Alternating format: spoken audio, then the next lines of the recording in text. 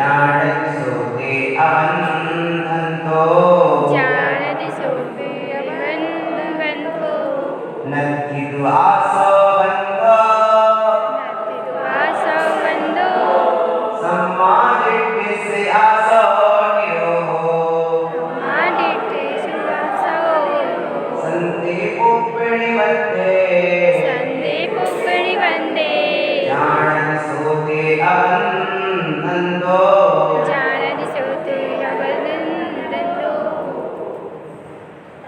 प्रिय आत्मा,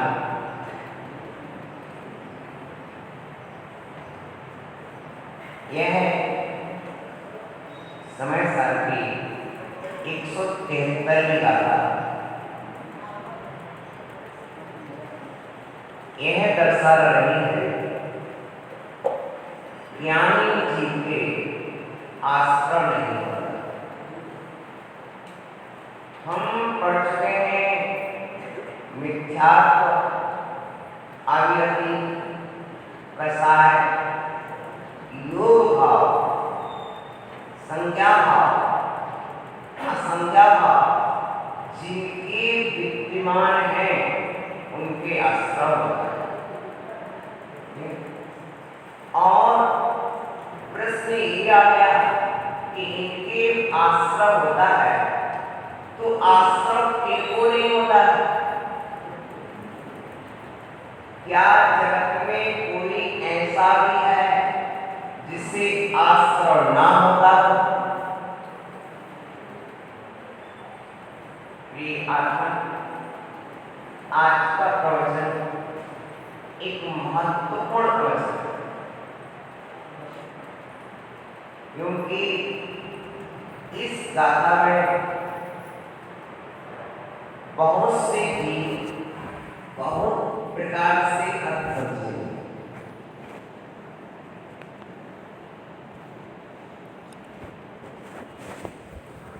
यहाँ लिखा हुआ है आश्रव बंधु नक्की, आश्रव बंधु नहीं होता। कारण क्या है? आश्रव निरोध, आश्रव का निरोध होने से। फिर प्रश्न आया किसको? सम्यक दृष्टि को आश्रव का निरोध होने से आश्रव बंध, तो आश्रव ही नहीं होगा तो बंधु हो गई।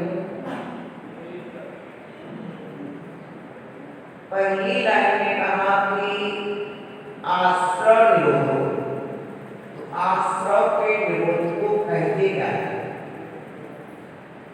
आश्रव निरोधा, आश्रव निरोधा संवरा, आश्रव निरोधा, आश्रव निरोधा, आश्रव के निरोध को संवर कहते हैं। क्या कहते हैं? अतः संवर होने से आश्रव बंधु नक्की, आश्रव बंध नहीं होता है, नहीं होता। ऐसी बात तो है नहीं, होता तो है। फिर किसको नहीं होता, किसको होता, एक प्रश्न आ गया। तो पहली कारिका में कहा जहां मिथ्यात्व है, आविर्ति है, कसाय है और योग है, वहां आश्रव होता है। और यहाँ कह रहे हैं कि आश्रव होता नहीं है। अब परस्पर अध्ययन करना है, एक ही आचार्य दो बातों को प्रस्तुत कर रहे हैं। सम्यक दृष्टि को आश्रम नहीं बना। अब हमें जानना ये है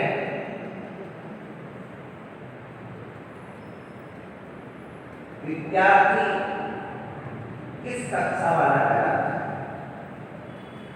किस कक्षा से किस कक्षा तक का छात्र विद्यार्थी कराता है।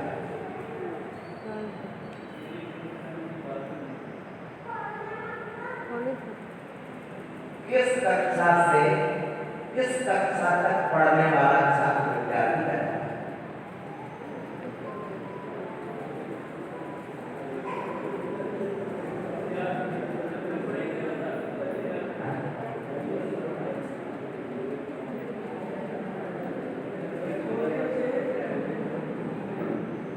पहली कक्षा से जब तक उसके जीवन में पढ़ाई चलेगी तब तक विद्यार्थी, जब तक परीक्षाएं देगा तब तक विद्यार्थी।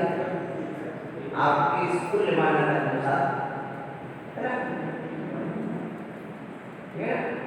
उसी तरह यहाँ सम्यक दृष्टि कहाँ से शुरू हुआ और कहाँ तक है?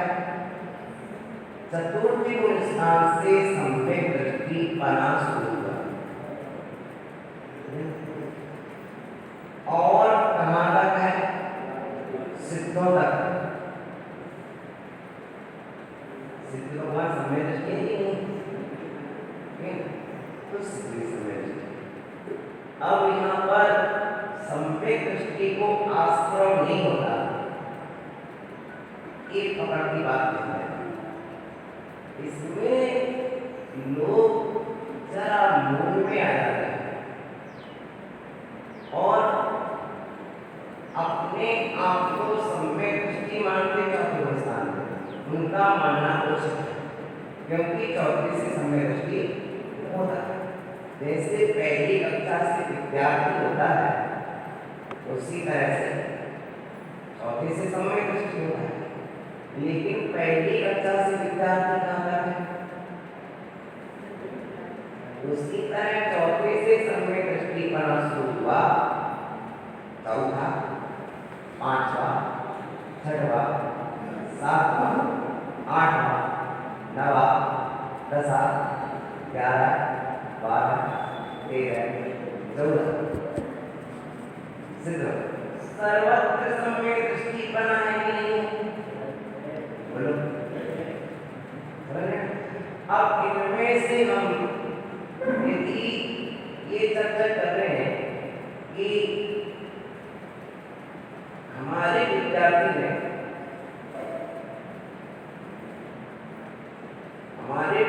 ने जिला टॉप किया, स्कूल के टीचर क्या बोल रहे हैं? हमारे विद्यार्थी ने परीक्षा में जिला टॉप किया, तो इससे क्या प्रतीत हुआ? क्या उसकी कक्षा का निर्णय हुआ? कौन सी कक्षा का विद्यार्थी ये निर्णय हुआ? निर्णय हुआ क्या? सिर्फ इतना निर्णय हुआ कि विद्यार्थी आपके स्कूल आए। निर्णय क्या हुआ? लेकिन ये निर्णय नहीं हुआ कि वो किस कक्षा का विद्यार्थी है। बोले ना, किस कक्षा का विद्यार्थी है। उसी तरह से यहाँ आश्रव का निरोध सम्यक दृष्टि करता है, अतः सम्यक दृष्टि को आश्रव बंद नहीं होता है। ये गाथा मुझे पूरी स्पष्ट करना, क्योंकि इस गाथा के अर्थ को न जान करके लोगों ने समय सार पढ़ने के बाद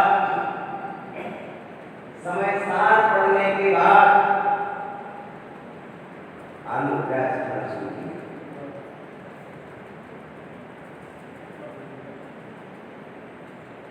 समय सार पढ़ने के बाद लोग भटके, इसलिए भटके कि उन्होंने अपने आप को सम्यक दृष्टि मान लिया और कह दिया कि हम तो श्रवण होता ही नहीं है। समय सार में इसमें लिखा समय सार में लिखा है कि आश्रवण नहीं या धैर्य पूर्वक सुनना, उतावली नहीं करना। विद्यार्थी जो जिला टॉप हुआ वो किस कक्षा का विद्यार्थी टॉप हुआ, इसका खुलासा। उसी तरह कौन से गुणस्थानवर्ती सम्यक दृष्टि है वो, अब ये तो आपने बताया नहीं, सिर्फ ये कह दिया आपके स्कूल में विद्यार्थी हैं, हजारों विद्यार्थी और टॉप हुआ एक, और हर टीचर बोला हमारे स्कूल का विद्यार्थी चला रहा, हर विद्यार्थी बोला चला रहा। क्या हर विद्यार्थी गुजरात आप मान सकते हैं? उदाहरण सुना, क्या स्कूल का हर विद्यार्थी गुजरात आप किया? बोलो, हर विद्यार्थी ने टॉप किया था? नहीं किया, एक ही ने किया। बोलो, और हमने किसको मान लिया? सबको मान लिया।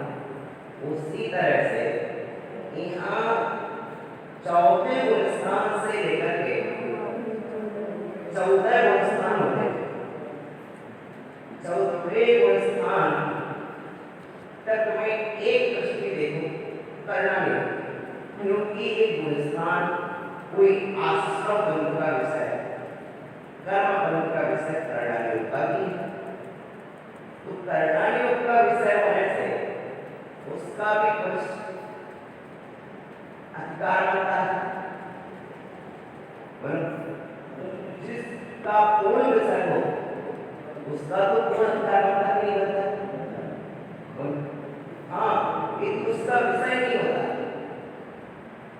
और फिर वह बात कहे तो उस बात को कहने का अधिकार नहीं, लेकिन वो उसका विषय क्षेत्रीय है और फिर वह जो कहे उसकी बात मान। अब देखिए कर्णायोग इस विषय में क्या माना जा रहा है, क्योंकि यहाँ तो सम्यक दृष्टि को आश्रबंध नहीं होता।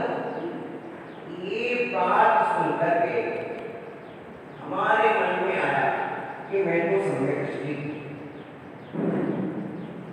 और हूँ, इसमें कोई संदेह भी नहीं, किसी भी तरह का डाउट नहीं, क्योंकि मैं देव शास्त्रों को मानता हूँ और यहाँ तक कि सम की अपेक्षा भी हूँ और चौथे स्थान वर्ती की अपेक्षा कर्णायोग की अपेक्षा भी समय उसकी अपेक्षा से बात कर रहा हूँ। तो क्या है, चौथा स्थान वर्ती लेना है, क्योंकि सम्यक दृष्टि को 4 से 14 तक और सिद्धों तक, तो एक बहुत बड़ा प्रश्न चिन्ह खड़ा होता है कि आप कौन सा सम्यक दृष्टि ग्रहण करें। ठीक है, क्योंकि यदि हम इस नाम पर कर्णायोग का उपयोग नहीं करेंगे ना, कर्णायोग का उपयोग नहीं करेंगे तो अधिकांशतः जीव देव की सम्यक दृष्टि होती, देव सम्यक दृष्टि होती कि नहीं? बोलो, नार की सम्यक दृष्टि होती कि नहीं होती? नहीं, सुनो बात नहीं। देवों में सम्यक दर्शन होता है, नारकियों में सम्यक दर्शन होता है, प्रियंचों में संगीत पंचेंद्रिय प्रियंचों में सम्यक दर्शन होता है, होता है। और भूधातु उत्पन्न होने के अर्थ में आती है, उत्पन्न होता है, उत्पन्न होता है।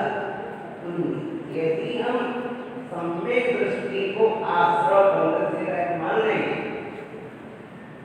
और कौन से जो आप मान रहे हैं अविरत सम्यक दृष्टि को मान लेंगे, जिस तरह आप हो अविरत में, उसी तरह नरक में नार की भी सम्यक दृष्टि, उसी तरह स्वर्ग में देव की सम्यक दृष्टि, उसी तरह देव में भी सम्यक दृष्टि।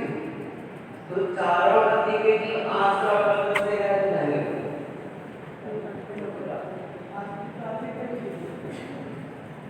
बोल रहे हैं, यदि हम अपने आप को हम समय सार के अध्येता अविरत समय यदि अपने आप को आश्रम बंद से रह मानेंगे, तो फिर नरक का नार की भी समय भी समय स्वर्ग के देव भी समय दृष्टि, वहां भी समय दर्शन है और वहां एक तो नहीं बहुत है। तो क्या ये 4 गति के जीव आश्रम बंध से रह मान हो गया?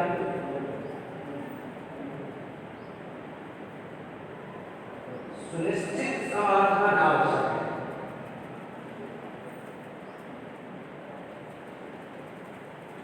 तब फिर सम्यक दृष्टिकोण किसे माने?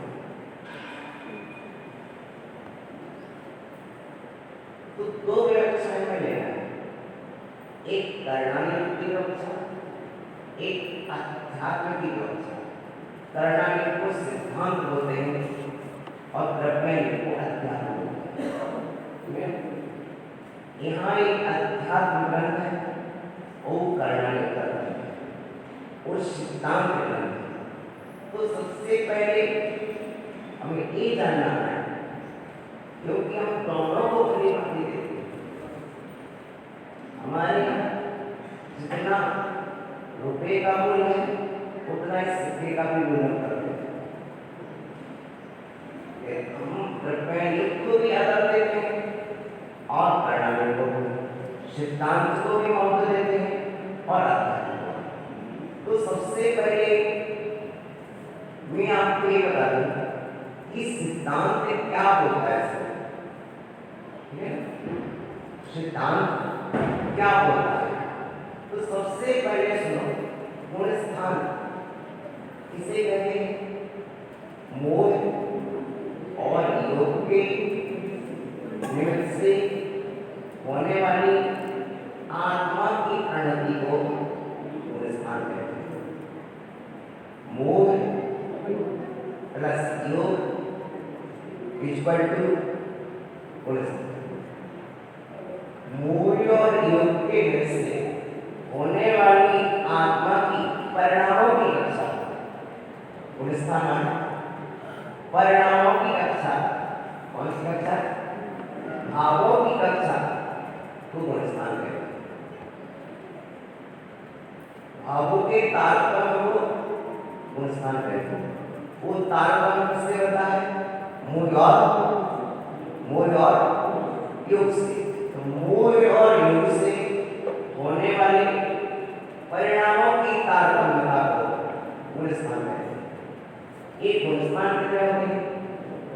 14 होते हैं। कितने होते हैं? 14 होते हैं। अब 14 गुण स्थानों में पहला गुण स्थान से लेकर 14 तक के नाम सुन लीजिए। पहला मिथ्या, पहला, दूसरा सासार, तीसरा अग्रस, चौथा तीसरा मिश्र, चौथा अग्रस, पांचवा संयम, छठवा प्रवक्त संयम, सातवा अप्रवक्त संयम, आठवा अपूर्वकरण, नौवा अनुवृत्तिकरण, 10वां सूक्ष्म संप्रदाय, 11वां सांख्य, 12वां श्रीमोह, 13वां संयोग, 14वां अयोग्य। हो गया। अब देखिए पंथ की चर्चा। तो पंथी योग प्रगतियां होती हैं। पहला पंथी योग कर्म प्रगतियां होती हैं। फर्स्ट क्रम निर्णय करेंगे। पंथी योग में 120 आवेग दृष्टि से पंथी योग है 120। कितनी है? पंथी योग है 120। कितनी है? उदय योग है 122। उदय योग है 122। ठीक है? क्योंकि मिथ्यात्व का बंध होता है, लेकिन उदय में 3 रूप आता है। दर्शन मुनि के 3 के परिचय, सम्यक प्रगति, मिथ्यात्व प्रगति और सम्यक प्रगति। पद्धति एक है, उदय में 3 122। तो सबसे पहला निर्णय क्या था कि पंथी योग 120 प्रगति है। क्या निर्णय हुआ? 120। अब और आगे चलिए कि पहले वर्ष स्थान में कितनी बनती है, कितनी नहीं बनती, और कितनी बनते बनते आखिरी में छूट जाती है। ठीक है। पहले गुण स्थान में मिथ्यात्व दशा में कितनी प्रगतियां बनती हैं? दूसरे में कितनी बनती है? इस क्रम से कहां तक बनती है? कितने गुण स्थान तक बनती है? कहां तक बनती है? 13वें गुण स्थान तक बनती है। कहां तक बनती है? 13वें गुण स्थान तक बनती है। वह कौन सा गुण स्थान है जिसमें आश्रव बंद नहीं होता है?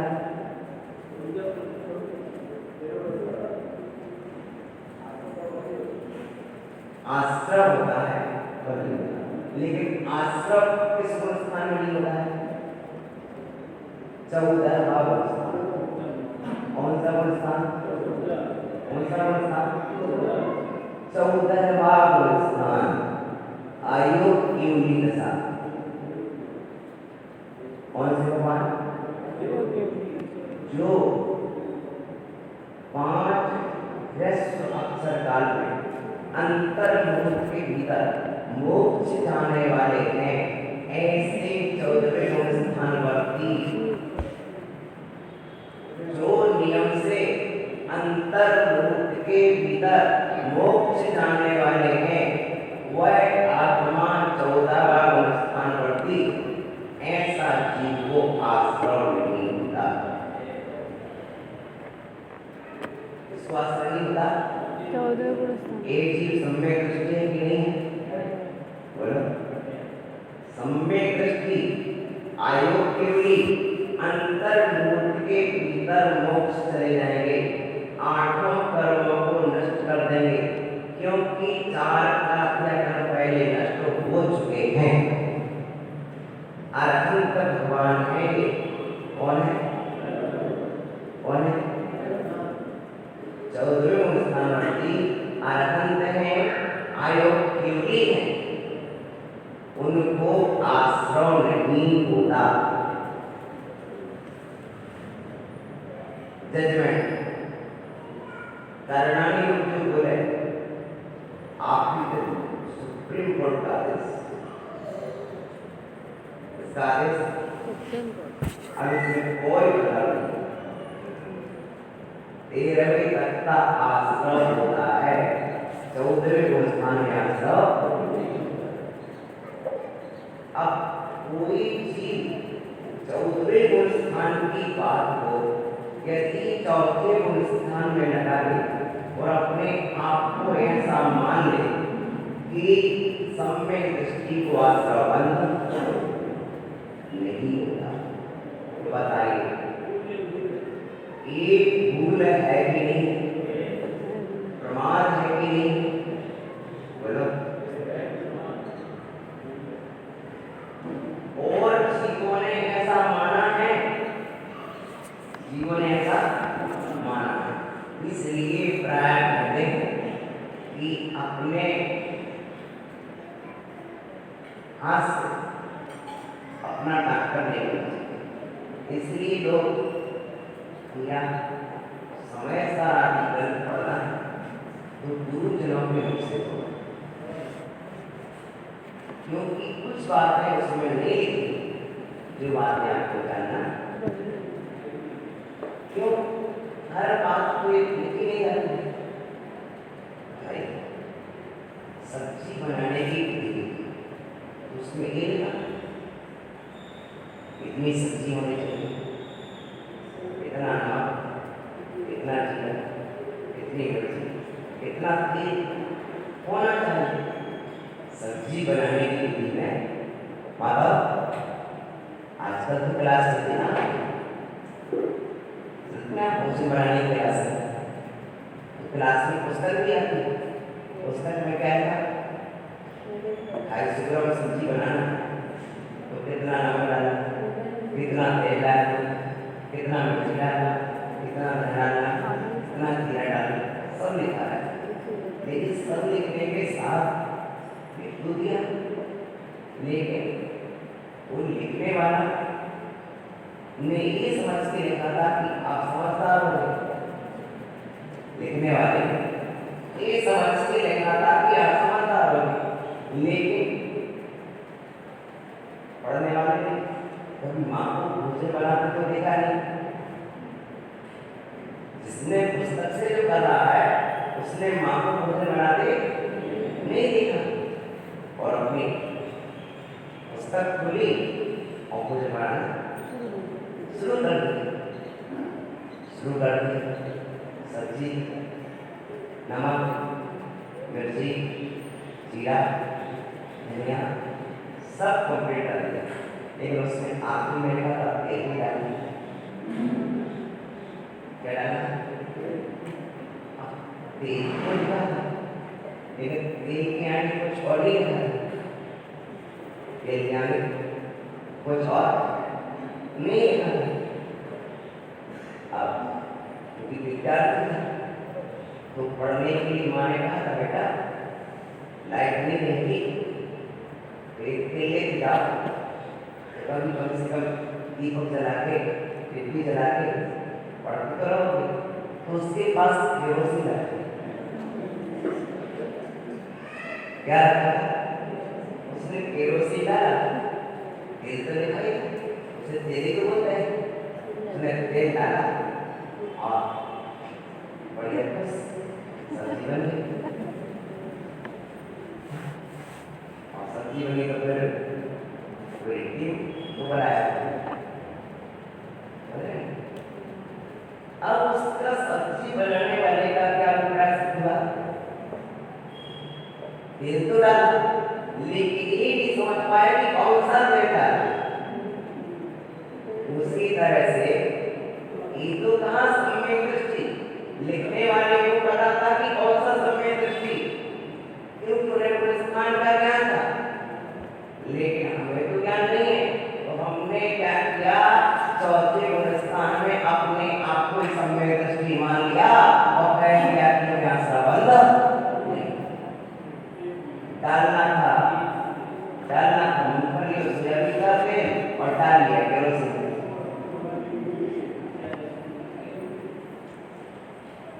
क्या हुआ? समझ रहे? नुकसान हुआ कि नहीं हुआ? अब देखो, तो यहाँ मिथ्यात्व अनुष्ठान जो है वो पहला है, उसमें 117 प्रगतियों का बल होता है। दूसरे में 101 प्रगति का बल होता है, तीसरे में 74 का बल होता है, चौथे में 77 का बल होता है। चौथे स्थान बढ़ती होगा, कितने का बल होता है? 77 प्रगति का बल होता है। और फिर भी क्या मान बैठे कि बंद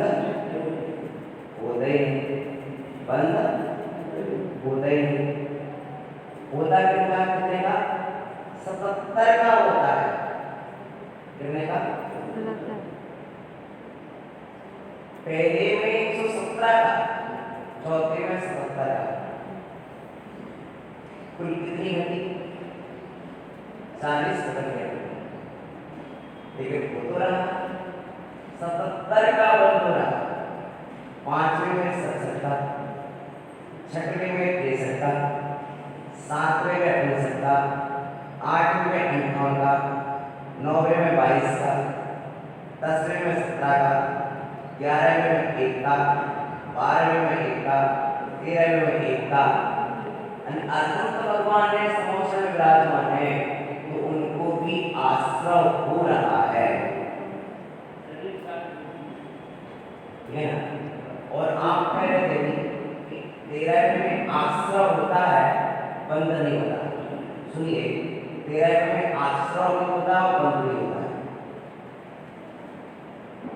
आश्रव भी होता है और बंद भी होता है। 13वें में स्थिति बंद और अनुभाग बंद नहीं होता है, प्रकृति बंद और प्रदेश बंद होता है, एक समय वर्ती होता है, ठीक है ना? लेकिन वह आश्रव बंद, प्रकृति और प्रदेश बंद होता है,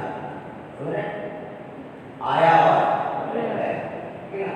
इसलिए लोग बोलते हैं होता नहीं। लेकिन प्रकृति बंध तो है, प्रदेश बंध तो है। हो गया 13वें गुण स्थान तक बंध हो गया। क्लियर? आश्रम में और बंध भी है। पहले गुण स्थान में 3 प्रकृतियों का बंध नहीं होता। तीर्थंकर प्रकृति का बंध नहीं होता, आहार और आहार का बंध नहीं होता। पहले गुण स्थान तक बनती है 117, लेकिन जब पहले गुण स्थान से आखिरी समय में जब चौथे की ओर से पढ़ने लगता है, तो ऐसे समय में अपनी लास्ट स्थिति में वह 16 प्रकृतियां वहीं छोड़ देता है। जैसे ये है कि आप सर्विस कर रहे हैं और जहाँ सर्विस करते हैं वहाँ आपका रुक नहीं है, तो आपने फर्नीचर की तैयार कर लिया, तो आपने जो फर्नीचर बनाया है ऐसा फर्नीचर है कि निकालने में ज़्यादा खर्च होता है, तो आप क्या करते हैं? वो फर्नीचर वहीं छोड़ देते, ठीक है ना? उसी तरह से और जब तक वहाँ है तब तक यूज भी करते हैं, लेकिन जब आपका स्थानांतरण हो गया तो क्या करते हैं? आखिरी दिन तक क्या करते हैं? यूज करने पर भी क्योंकि जब वहाँ से निकलते हैं तो वहीं पर छोड़ देते हैं। उसी तरह से ये 16 प्रकृतियाँ जो हैं मिथ्यात्व स्थान में जीवन में बनेगी, लेकिन क्योंकि मिथ्यात्व से ऊपर आ गया, चौथे स्थान की ओर आ गया, तो वे उसी में छूट जाए। ये कहलाती विच्युति। क्या कहलाती? विच्युति। तो विच्युति का वो नहीं, उदाहरण से समझ गया। सर्विस पर है आपको बंगला भी मिला, लेकिन फर्नीचर आपने अपना लगाया, लेकिन ऐसा फर्नीचर सेट किया है कि वो उखाड़ भी तो उपयोग का नहीं है, और उखाड़ने के पैसे और तो आप क्या करते हैं?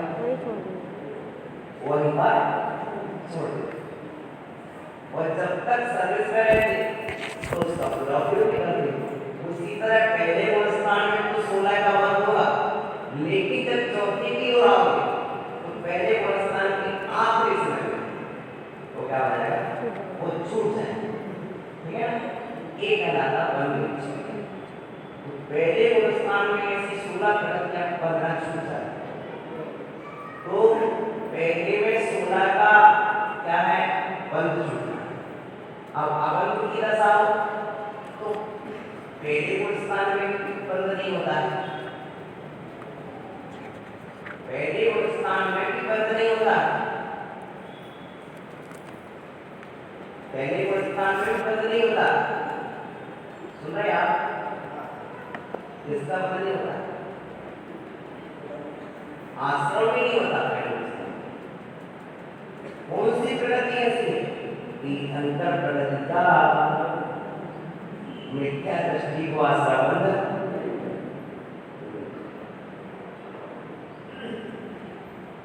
आहार शरीर आहार का मिथ्या दृष्टि को बंध, ये 3 प्रकृतियों का बंध पहले स्थान में नहीं होता। फिर कितने का होता है? 120 में से 117 का होता है। कितने का होता है? 117। अब आप क्या मानोगे? बंध मानोगे कि अबंध मानोगे? हम तो दोनों मानेंगे कि 3 का अबंध है और 117 का बंध है। कंप्लीट हो रहा है। पहले को स्थान वर्ती भी अबंध है कि अंतर प्रकृति की अपेक्षा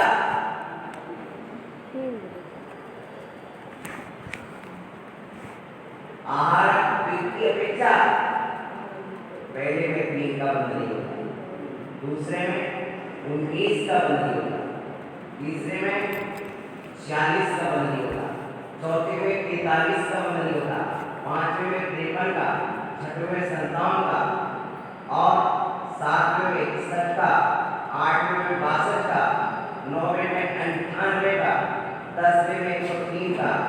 11 में 119 का, 12 में वही 119 की और 13 में 119, अतः 13वें गुण स्थान में 119 प्रगतियों का बंध नहीं होता, एक का होता है, और पहले में 117 का बंध होता है और 3 का नहीं होता।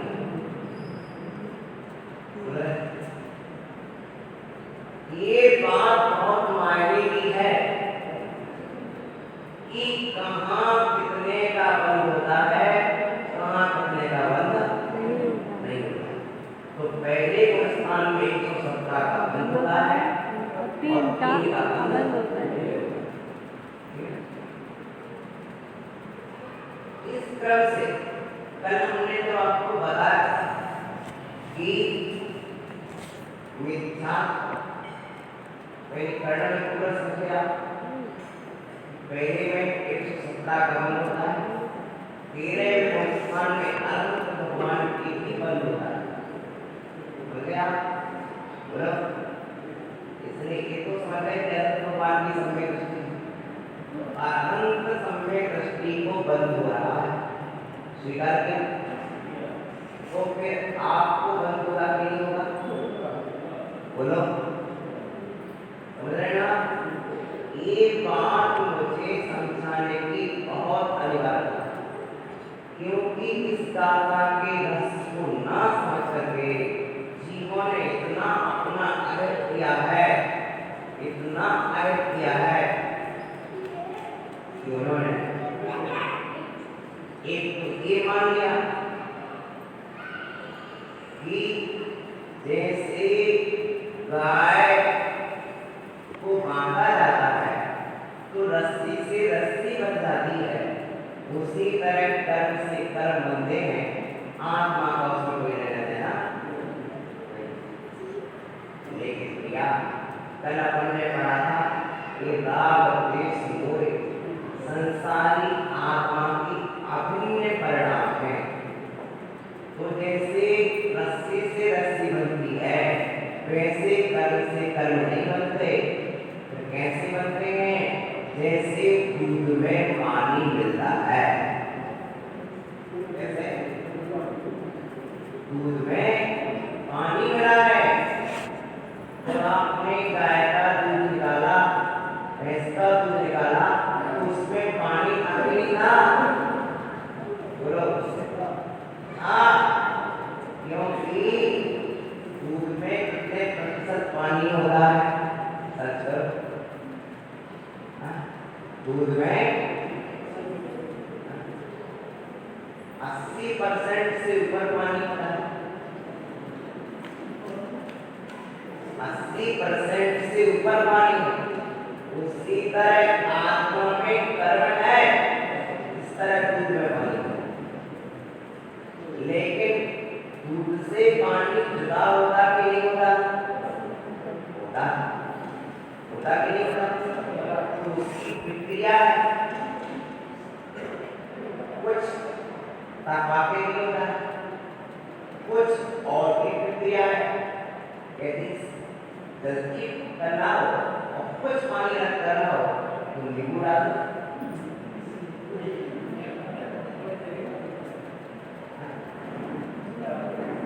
छेना बन जाएगा, रसगुल्ला बन जाएगा, तांदूरी हंसा बनना पड़ेगा, हंसा बनना पड़ेगा। अहम सा, अहम अहम सा, मैं वह हूँ, सो हम तथापि, कैसा? सो हम, वह मैं, अहम सा और मैं वह।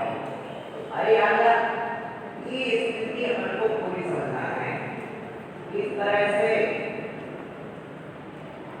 दूध में से पानी जुदा होता है तपाने पर, गोवा बनाने वाले, मावा बनाने वाले हैं, वे तपाते जाते तपाते जाते तपाते जाते, और क्या होता है? गोवा बन जाता है। तब भी गोबे में से पूरा पानी नहीं हुआ, उसमें कुछ तत्व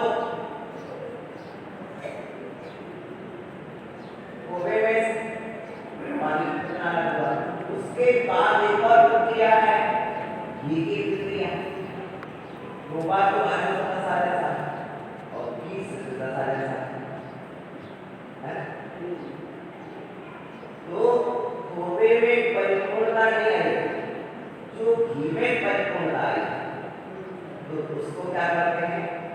आंतरिक प्रक्रिया से घी निकाल लेते हैं। तो जो घी है उसमें किंचित मात्र भी पानी नहीं, उसी तरह से भगवान में किंचित कर्म और अपने कर्म जुड़े हुए। तो हम दूध की तरह है, कैसे जिस तरह दूध में पानी रहता ही है उसी तरह अपने कर्म अपने हैं। लेकिन वस्तुतः एक कर्म निश्चय दृष्टि से क्या दूध में पानी है, क्योंकि यदि होता तो कभी जुड़ा नहीं होता, और जो जुड़ा होता है वो उसका नहीं चलता होता, टूट जाए टूट जाए छूट जाए वो विभाव। दूध में पानी दिख रहा पर वो पानी दूध का नहीं है, पानी पानी का है, दूध दूध का है, दूध में दूध है, पानी में पानी है, पानी में दूध नहीं, दूध में पानी है। यदि दूध में पानी होता तो 3 काल में जुड़ा और जुड़ा हुआ है, इसका मतलब है कि दूध का नहीं। आपको स्वीकार करना पड़ेगा कि निश्चय बात कि दूध में पानी नहीं है। ये व्यवहार पथ है, वैज्ञानिक रिसर्च है कि दूध में 80% से अधिक पानी पाया जाता है। वैज्ञानिक रिसर्च है कि दूध में 80% से 92% तक पानी पाया जाता है। सुन रहे आप? तो दोनों में से कौन सा सत्य है? वैज्ञानिक आपके सामने रिसर्च करके बता रहे हैं और ये पानी अलग करके बता रहे हैं और आप भी प्रक्रिया से अलग कर रहे हो।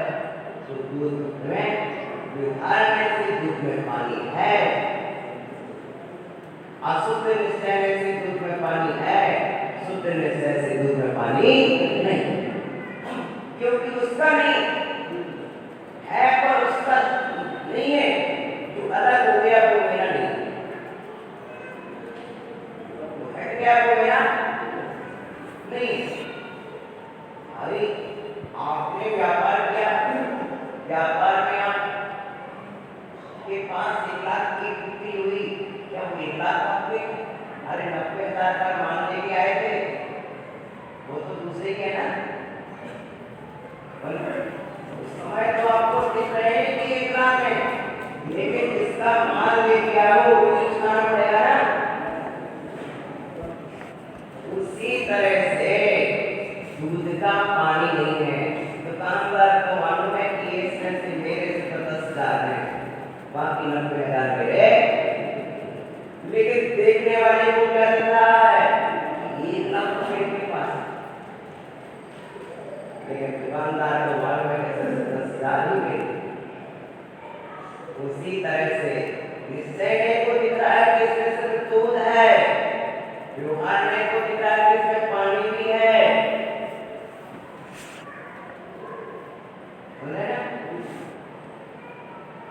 निश्चय को दिखता है कि आत्मा शुद्ध की है, व्यवहार को दिख रहा है कि पर के निमित्त से अशुद्ध भी है। अब दोनों तत्व क्या है? सत्य है। यदि हम सत्य नहीं मानेंगे तो वैज्ञानिक का रिसर्च बोलो बेकार हो जाएगा। जिस रिसर्च के लिए विज्ञान के हम करोड़ों रुपए अरबों रुपए देश का लगा रहे हैं, उनका रिसर्च क्या होगा? तो प्रिय बंधुओं, इस तत्व को हमने समझा कि बंध भी है और अबंध भी, पद के अनुरूप कथन करना चाहिए। आओ अब वो इन्हीं महाराज के पास चल रहा है कि तो ही ज्ञानियों ज्ञानमय भाविक अज्ञानमय भाव, ज्ञानी जीव के ज्ञानमय भावों के द्वारा अज्ञानमय भाव रोक दिया जाता है। ज्ञानी जीव अपने ज्ञानमय भावों के द्वारा क्या करता है? अज्ञानमय भावों को रोक देता है। पूर्ण ज्ञानी कौन है? आरंभ, उन्होंने पूर्ण अज्ञान को रोक दिया है। पूछा, उस कारण अज्ञानमयानां भावानां, अज्ञानमय भाव राग द्वेष मोह ये आश्रव के भाव कहलाते, कहलाते आश्रव के, और इनके डूब जाने से दो धाराएं एक साथ नहीं कर सकती। आओ अब हम आपको अध्यात्म में ले चलते, दो धाराएं एक साथ नहीं कर सकती कि ज्ञान भी चलता है और कर्म भी चलता है। उपयोग में एक काल में एक ही होगा और उपयोग में बुद्धिपूर्वक विषय बनता है छठवें गुणस्थान का। सातवें गुणस्थान से अबुद्धिपूर्वक विषय आ जाता है। जहाँ जीव प्रयत्न करता है वहां तक बुद्धिपूर्वक कहलाता है, और जहाँ प्रयत्न नहीं करता, मन में सोचता भी नहीं, विचारता भी नहीं, काय की चेष्टा नहीं करता, वचन की चेष्टा नहीं करता और मन की चेष्टा नहीं कर रहा है उसमें, और फिर जो हो रहा वो कहलाता अबुद्धिपूर्वक। क्या कहलाता? अबुद्धिपूर्वक। ये अध्यात्म का विषय है, ठीक है। आज से क्या कहते हैं? राग द्वेष मोह ये तीन प्रत्यय हैं जो तुम्हें भाव करण में करा रहे थे, उनसे दबकर आ रहा था। तो हमारा पुरुषार्थ क्या हुआ कि हमने राग द्वेष मोह को रोका, ठीक है ना। और राग द्वेष मोह कैसे रोका? हमें जितनी ताकत थी उतना हमने रोक लिया। हमारी ताकत कौन सी है? बुद्धि की ताकत। कौन सी ताकत? और उसको चलना नहीं। तो हमने बुद्धिपूर्वक राग नहीं करेंगे, बुद्धिपूर्वक द्वेष नहीं करेंगे, बुद्धिपूर्वक मोह नहीं करेंगे।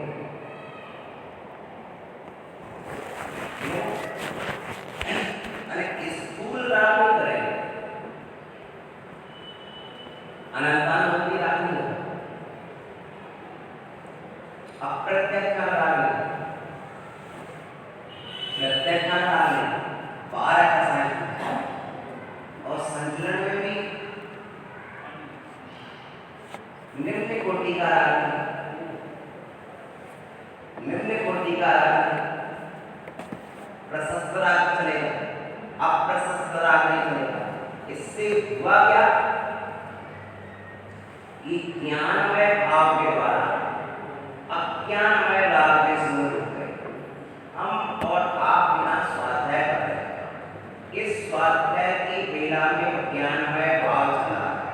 कौन सा भाव चला है? और इस ज्ञानमय भाव के द्वारा हमने 1 घंटे के लिए अज्ञानमय भाव को रोका। क्रोध को भी रोक लिया, मान को भी रोक लिया, माया को भी रोक लिया, लोभ को भी रोक लिया। बुद्धिपूर्वक तो रोक गए, लेकिन अबुद्धिपूर्वक चल रहे। समझ रहे हैं? जैसे कैसे चलते हैं? देखो, जैसे नदी में पानी बहता है, नदी में पानी बहता है, जब ऊपर ऊपर बहता है तब तो हमें दिखता है, लेकिन कभी कभी नदी में ऐसा पानी बहता है कि उधर पानी है, बीच में पूरी रेत है और नीचे फिर पानी दिख रहा है बहता हुआ। फिर पानी आया कहां से? रेत ऊपर है, सूखी है, लेकिन नीचे बहता हुआ पानी दिख रहा है। इसका मतलब ये है कि रेत में से झिरझिर करके पानी आ रहा है, ठीक है ना। स्थूल पानी तो नहीं बह रहा कि रेत के ऊपर दिखे, लेकिन रेत के नीचे नीचे से पानी बह रहा है। उसी तरह से मुनिराज की इतनी कसायमंद हो चुकी है कि ऊपर से आश्रव भाव नहीं है, बुद्धिपूर्वक आश्रव भाव नहीं है। बुद्धिपूर्वक किसी से राग नहीं, बुद्धि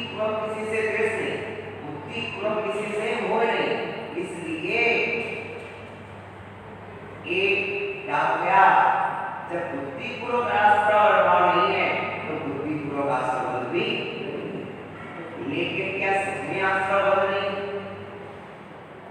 क्या नदी में पानी नहीं बह रहा? रेत के नीचे नीचे जैसे पानी बह रहा है, उसी तरह सूक्ष्म राग 10वें गुणस्थान तक जाता है, ठीक है ना। और यहाँ बताया है कि अभेद रत्नत्रय में परिणत निर्विकल्प ध्यानी वीतराग सम्यक्त के अविनाभावी वीतराग चारित्री ऐसे सप्तम गुणस्थान वर्ती मुनिराज को आश्रम नहीं होता, ठीक है। विषय आया समझ, आया विषय समझ, ठीक है ना। ये विषय समझना, क्योंकि प्रेमुनि धर्म ध्यान की उत्कृष्ट उपाय के उदाहरण और शुक्ल ध्यान जो पढ़ रहे हैं, ऐसे मुनि किसी से जानबूझ करके बुद्धिपूर्वक ना राग कर रहे हैं, ना द्वेष कर रहे हैं, ना मोह कर रहे हैं। समझ रहे आप? जब जानबूझ बुद्धि में नहीं आ रहा, इतना सूक्ष्म चल रहा है कि भीतर नाप नहीं पा रहे, आप स्थिर बैठे हो कि आप चल रहे हो? आप स्थिर बैठे हो कि चल रहे हो? आप स्थिर बैठे,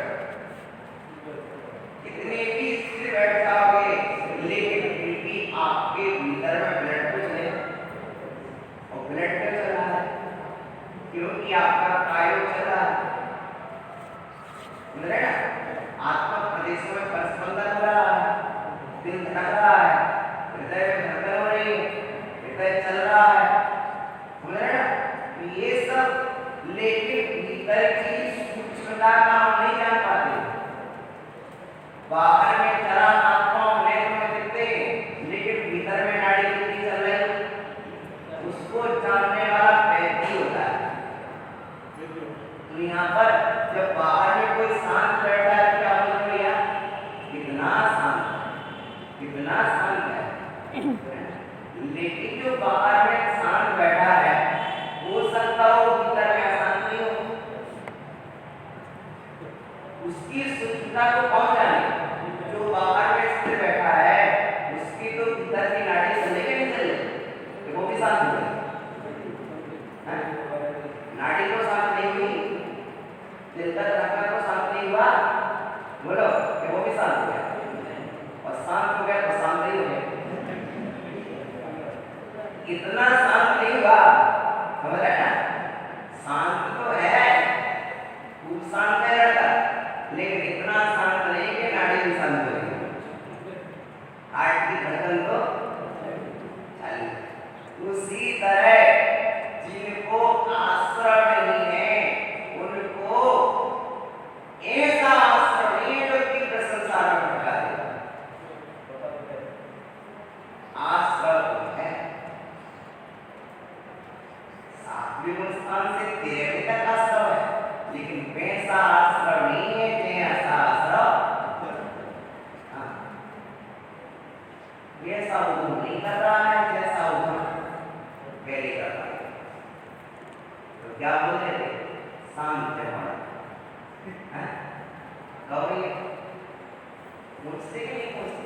तो साथ ही जाए के साथ भैया लड़का के साथ शांत है, शांत है, तो खाते तो नहीं खाते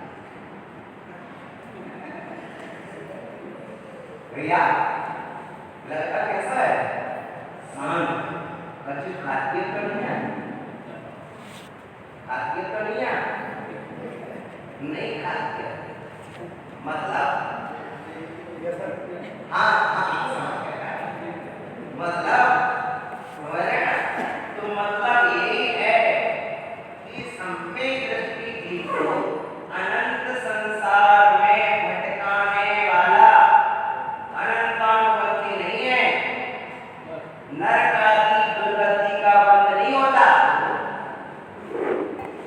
तो हमने भाषा से बताई ना, लड़का शांत है कि नहीं? शांत, खाते है कि नहीं? नहीं खाते। और खास कैसे होगा? कोई कह दे खास क्या है और मुझे का क्या हमें करने शादी यार यदि पोतिया की लड़का खासियत है तो समझो कि शादी होने वाली नहीं है। क्यों? अगर तो खासियत का मतलब है कि साथ व्यसन करता होगा, शराब पीता होगा।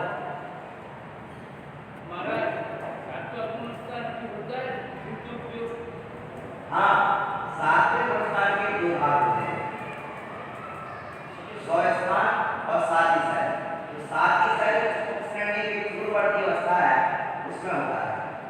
अच्छा पूछ गया था, हो गया। अब तो लड़का खाता पीता है कि नहीं खाता पीता? पूछने वाले का अभिप्राय क्या है? पूछने वाला ये पूछना कि कोई गलत क्रांति तो नहीं करता। पीने का मतलब है कि ड्रिंक तो नहीं करता, शराब तो नहीं पीता। क्या है? पूछने वाले का मतलब ये नहीं कि पानी नहीं पीता, कि दूध नहीं पीता। समझ रहे ना? पूछने वाले का तो ये नहीं कि पानी और दूध नहीं पीता।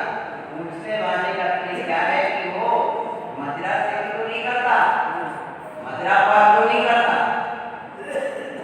आपने कह दिया, उसके अभिप्राय को नहीं समझे और कह दिया खाता पीता है।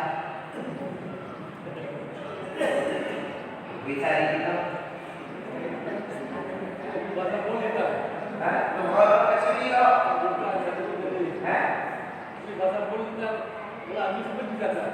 हाँ हाँ नहीं लेकिन वो इसे पूछी जा और बोलो इनसे पूछो क्या बोलेंगे, इसलिए सबसे नहीं पूछ जाते कहते नहीं। उसी तरह यहाँ पर सबसे नहीं कहा कि तुम अवंतर हो, सबसे नहीं कहा अवंतर हो। यार ये ध्यान रखो, जो लड़का खाता पीता नहीं है वह भी तो दिन में खा रहा, वह भी तो दूध भात खा रहा, फिर जी कैसे रहा? यदि आश्रय बंद नहीं है तो संसार में कैसे रह रहा? ठीक है ना? जब खाता पीता नहीं है तो जी कैसे रहा? आश्रय बंद नहीं तो संसार में क्यों रहा? क्योंकि आश्रय बंद नहीं हो अंतर्मुख के भीतर सबसे लघु अंतर्मुख में मोक्ष चला जाता। 5 अक्षर काल के भीतर मोक्ष होता है आश्रय रुकते। अपेक्षा है, अपेक्षा है जैसा आश्रय पहले वो स्थान में होता है वैसा आश्रय चौथे में नहीं होता। जैसे सात व्यसन दूसरे जीव करते हैं, खाते पीते हैं, वैसा हमारा नहीं था। समझ रहे? जैसा मिथ्या में 70 कोड़ा कोई सागर का बंद होता है, नरक आदि का बंद होता है, वैसा बंद चौथे में नहीं होता। और जैसे चौथा में नहीं होता उससे आगे 5वें में अवंतक है, 5वें के पीछे 6वें में अवंतक है, 7वें में अवंतक है और 7वें में तो बुद्धिपूर्वक भी बंद होता है। लेकिन 7वें से आदि भाग से अब बुद्धिपूर्वक वहां तो उसको स्वयं भी पता नहीं है भैया, स्वयं भी पता नहीं है, स्वयं भी पता नहीं है कि कितना आश्रय हो रहा, क्योंकि बाहर में कोई क्रिया नहीं चल रही, बाहर में तो ध्यान कर रहा है लेकिन सूक्ष्म ब्रह्मांड रसायनों का भी चल रहा है। क्या करें भैया? मालूम है बुखार भैया, बुखार जब 100-102 डिग्री आ जाए तब तो लोग बुखार को बोल देंगे। ज्यादा डिग्री नहीं बढ़ी, बड़ी 3-4-5 डिग्री बड़ी होगा। जब तक 97 था तब तक किसी ने बुखार नहीं बोला। 97 डिग्री तक किसी ने बुखार बोला क्या? बोलो क्या ताप नहीं है? बोलो। जब डॉक्टर चेक करता है कि जीवित है कि मृत्यु है, तो उसी थर्मामीटर से चेक करता कि नहीं करता? उसमें देखता है कि ताप है, ताप है तो जीवन की आशा है। और तुमने क्या कह दिया कि ताप है? ताप में पुकार, ताप है कि नहीं है? तो आपने कह दिया ताप है नहीं, बिल्कुल ताप नहीं है। जब 102 पर था, 103 पर था, तो आप घबरा रहे थे क्या होगा, क्या होगा, और 97 पर आ गया तो आपने क्या कह दिया कि बुखार है नहीं, है नहीं। 98 पर क्या आ गया, 100 पर क्या आ गया, तब भी आपको सांस बंद गया कि अब तो बुखार उतर जाए। समझ रहे ना? उसी तरह जिसका मिथ्यात्व निकल गया है, उसके भीतर में सांस आ गया कि अब तो सब निकल जाए। क्या हुआ? ये है जीववाणी को समझने की कला। जिस कला से आप व्यवहार में समझते हो, कल हमने 55,555 का बताया, आज हमने व्यवहार का बताया कि जिसको 105 डिग्री 4 डिग्री हो, यदि एक ही डिग्री नीचे उतार आ जाए, डॉक्टर बोल देगा जब 105 डिग्री हो रहा था तो पूरे के भीतर थी, और क्योंकि 2 डिग्री घटा कि डॉक्टर के चेहरे पर खुशी आ जाती है।